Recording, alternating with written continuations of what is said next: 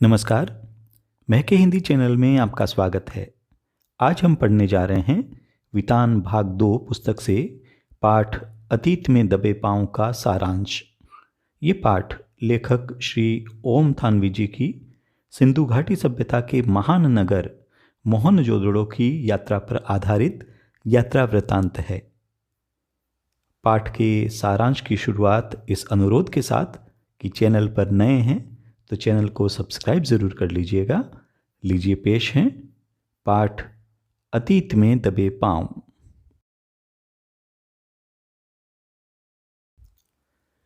लेखक श्री ओम थानवी लिखते हैं कि हड़प्पा व मोहनजोदड़ो दोनों स्थान अभी तक दुनिया के सबसे पुराने नियोजित शहर माने जाते हैं। मोहनजोदड़ो ताम्रकाल के शहरों में सबसे बड़ा था।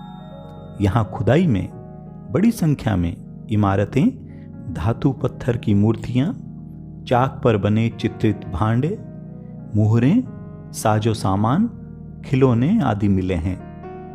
हड़प्पा के ज्यादातर साक्ष्य रेल लाइन बिछाने के दौरान विकास की भेंट चढ़ गए।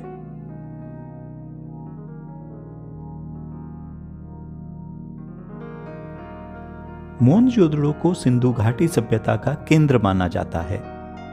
ये 200 हेक्टेयर क्षेत्र में फैला था तथा इसकी आबादी लगभग 85,000 थी। यह नगर छोटे मोटे टीलों पर आबाद था जो प्राकृतिक नहीं थे।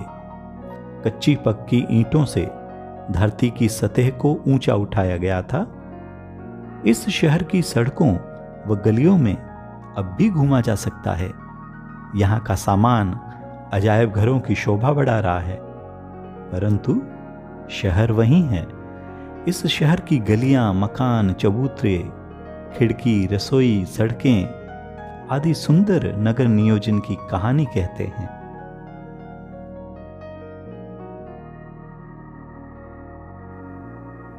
शहर के सबसे ऊंचे चबूतरे पर बड़ा बौद्ध स्तूप है, परंतु यह मोहनजोदड़ो सभ्यता के जीर्ण शीर्ण टीले पर बना है। 1922 ईस्वी में राखालदास बनर्जी ने इस स्तूप की खोज की तो उन्हें यहां ईसा पूर्व के निशान मिले।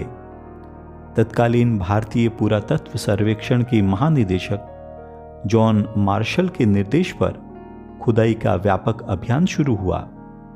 इसे नागर भारत का सबसे पुराना लैंडस्केप कहा गया है। सर्दी के मौसम में भी धूप सताती है। तस्वीरों के रंग उड़े हुए प्रतीत होते हैं। स्तूप वाले हिस्से को गढ़ कहा जाता है। दुनिया भर की प्रसिद्ध इमारतों के खंडहर चबूतरे के पश्चिम में हैं। इनमें प्रशासनिक इमारतें, सभा भवन, ज्ञानशाला और कोठार हैं। केवल अनुष्ठानिक महाकुंड अपने मूल स्वरूप में बचा है। शेष इमारतें उजड़ी हुई हैं।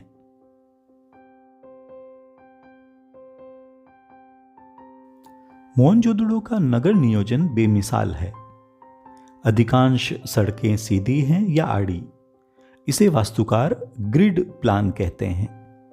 आजकल की सेक्टर मार्का कॉलोनियों में हमें आड़ा सीधा नियोजन मिलता है, परंतु वह रहन सहन को नीरस बनाता है। ब्राजीलिया, चंडीगढ़ या इस्लामाबाद ग्रिड शैली के शहर हैं, परंतु उनमें स्वयं विकसने की क्षमता नहीं है। चबूतरे के गढ़ और ठीक सामने उच्च वर्ग की बस्ती है। इसके पीछे 5 किलोमीटर दूर सिंधु नदी बहती है। दक्षिण में टूटे घर कामगारों के हैं। लेखक प्रश्न करता है कि निम्न वर्ग का अस्तित्व था या नहीं।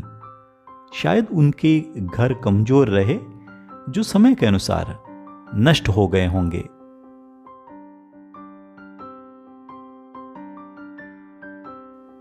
टीले के पास महाकुंड है। इसका नाम देव मार्ग रखा गया है। यह सामूहिक स्नान के काम आता था। यह 40 फुट 25 फुट चौड़ा व 7 फुट गहरा है। इसके उत्तर व दक्षिण से सीढ़ियां उतरती है। इसके 3 तरफ साधुओं के कक्ष हैं तथा उत्तर में 2 पांत में 8 स्नानघर हैं। इनमें किसी का दरवाजा दूसरे के सामने नहीं खुलता। इस कुंड का निर्माण पक्की ईंटों से हुआ है।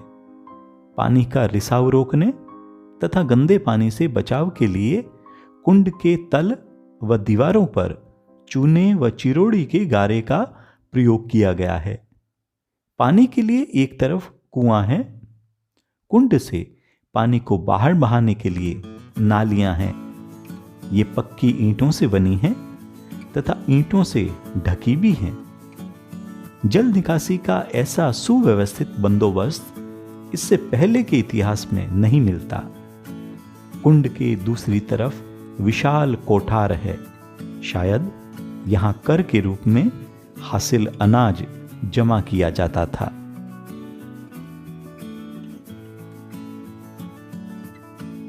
यहां 9 चौकियों की 3 कतारें हैं तथा उत्तर की एक गली में बैलगाड़ियों के प्रयोग के साक्ष्य मिले हैं जो माल की ढुलाई करती होंगी। सिंधु घाटी काल में व्यापार के साथ उन्नत खेती भी होती थी। अब इसे खेतीहर व पशुपालक सभ्यता माना जाता है। पत्थर व तांबे की बहुतायत थी परंतु लोहा नहीं था। पत्थर सिंध से तथा तांबा राजस्थान से मिलता था। उनके उपकरण खेतीबाड़ी में प्रयोग किए जाते थे। कपास, गेहूं, जौ, सरसों व चने की उपज के सबूत मिले हैं।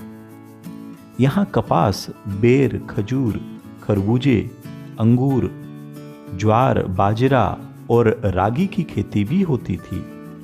यहाँ से मिला सूती कपड़ा दुनिया के सबसे पुराने नमूनों में से एक है। दूसरा सूती कपड़ा 3000 ईसा पूर्व का है जो जॉर्डन में मिला। मोहनजोदड़ो में रंगाई भी होती थी। ऊन व लिनन का आयात सुमेर से होता था।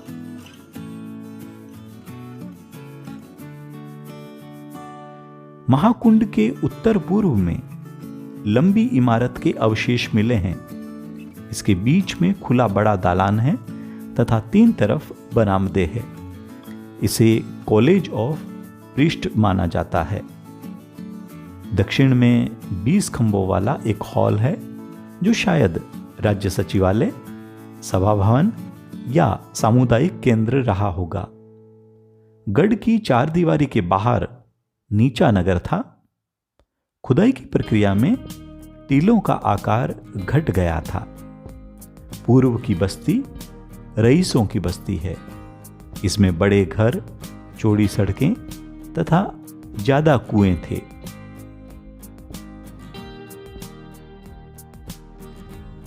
मोहनजोदड़ो के सभी खंडहरों के नाम खुदाई करने वाले पुरातत्ववेत्ताओं के नाम पर संक्षेप में रखे गए हैं।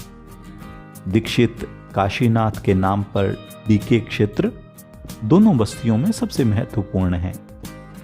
शहर की मुख्य सड़क यहीं पर है। यह बहुत लंबी सड़क है तथा 33 फुट चौड़ी है। इस पर एक साथ 2 बैलगाड़ियां आ जा सकती थी।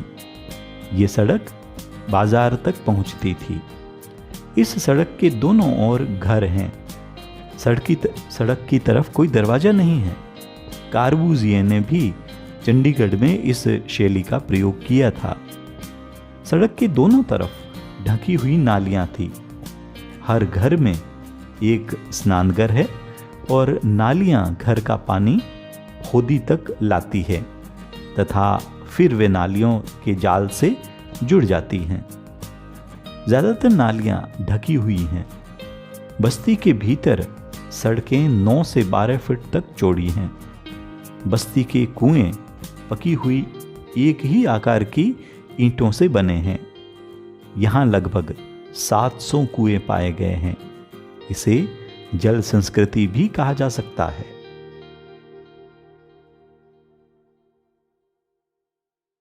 डीके जी हल्के के घरों की दीवारें ऊंची और मोटी हैं। यहां शायद 2 मंजिले मकान भी होंगे। सभी पकी हुई ईंटों से बने थे तथा ईंटें भी एक ही आकार 1:2:4 के अनुपात की हैं। यहां घरों में केवल प्रवेश द्वार हैं, खिड़कियां नहीं हैं। बड़े घरों के भीतर आंगन के चारों तरफ बने कमरों में खिड़कियां हैं।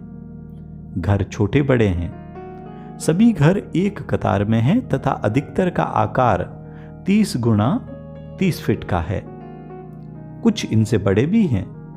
सबकी वास्तुशैली भी एक जैसी है। डी के बी सी हल्के से एक घर से दाढ़ी वाले याजक नरेश की मूर्ति भी मिली है।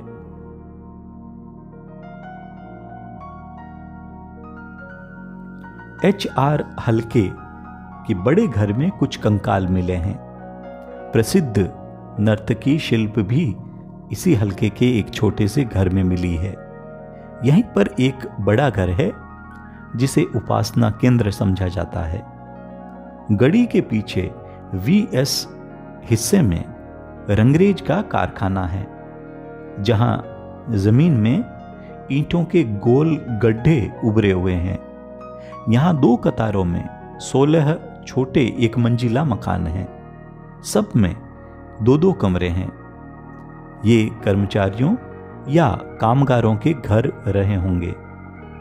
मोहनजोदड़ो में कुओं को छोड़कर अन्य सभी वस्तुएं चौकोर या आयताकार हैं। लेखक बड़े घरों में भी छोटे कमरे देखकर हैरान है। इसका कारण आबादी बढ़ना या निचली मंजिल पर नौकरों का निवास हो सकता है। सीढ़ियां शायद लकड़ी की रही होंगी। ऊपरी मंजिल पर लकड़ी की साज सज्जा की जाती होंगी। अधिकतर घरों में खिड़कियां या दरवाजों पर छज्जों के चिन्ह नहीं हैं। गर्म क्षेत्र में ये चीजें आम होती है।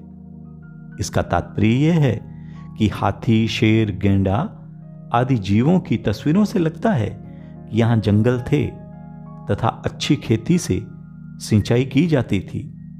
इस क्षेत्र में नहर के प्रमाण नहीं मिलते। इसका मतलब यह निकलता है कि घटने या कुओं के अत्यधिक इस्तेमाल से भूजल भी नीचे चला गया होगा और बस्ती उजड़ गई।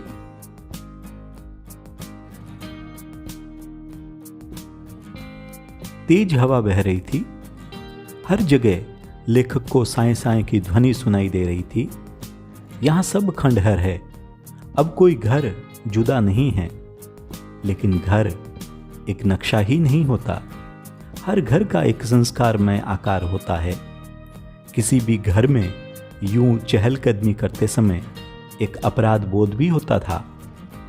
लेखक को यहां राजस्थान व सिंध, गुजरात के घर याद आ गए। यहां बाजरे व ज्वार की खेती हजारों साल से होती है। मोहनजोदड़ो के घरों में टहलते हुए उसे जैसलमेर के गांव कुलधरा की याद हो आई। वह पीले पत्थर के घरों वाला एक खूबसूरत गांव है। वहां घर है परंतु लोग नहीं हैं। 150 साल पहले राजा से तकरार पर स्वाभिमानी गांव का हर सदस्य अपना घर छोड़कर चला गया। घर खंडहर हो गए पर ढहे नहीं। लोग निकल गए, वक्त वहीं रह गया।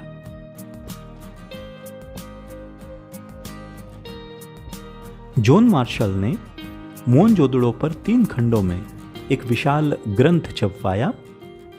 उसमें खुदाई से मिली ठोस पहियों वाली मिट्टी की गाड़ी के चित्र के साथ सिंध की वर्तमान बैलगाड़ी का चित्र प्रकाशित है।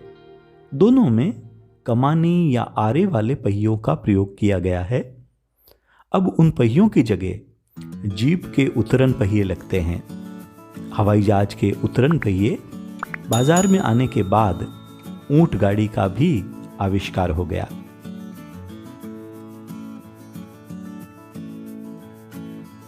मेजबान ने अजायब घर के बारे में बताया।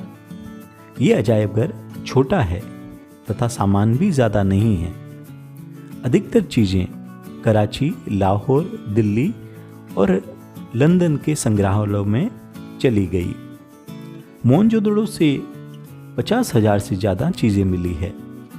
यहाँ पर काला पड़ गया गेहूं, तांबे व कांसे के बर्तन, मोहरें, वाद्य, चाक पर बने विशाल मृद भांड, चौपड़ की गोटियां, दिए, मापतोल के पत्थर, तांबे का आईना, मिट्टी की बैलगाड़ी, 2 पाटन की चक्की, कंघी, पत्थर के औजार और सोने के गहने मिले। इस अजायब घर में औजार तो है परंतु हथियार नहीं है।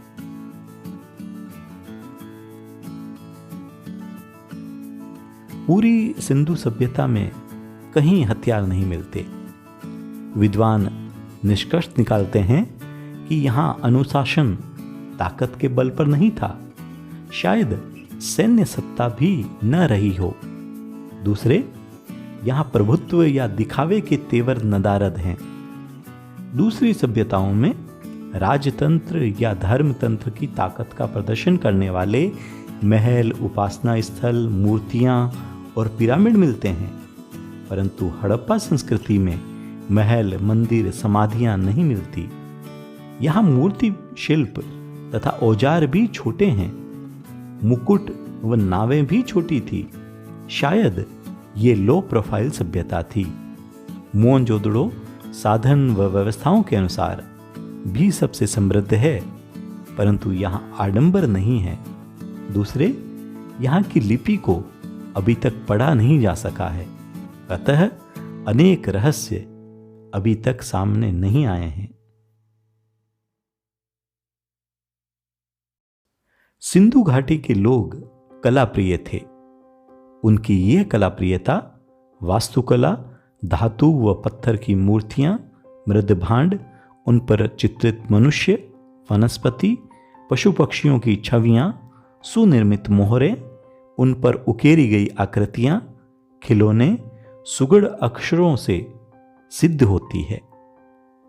सिंधु घाटी सभ्यता की खूबी उसका सौंदर्य बोध है, जो राजपोषित या धर्म पोषित न होकर समाज पोषित था।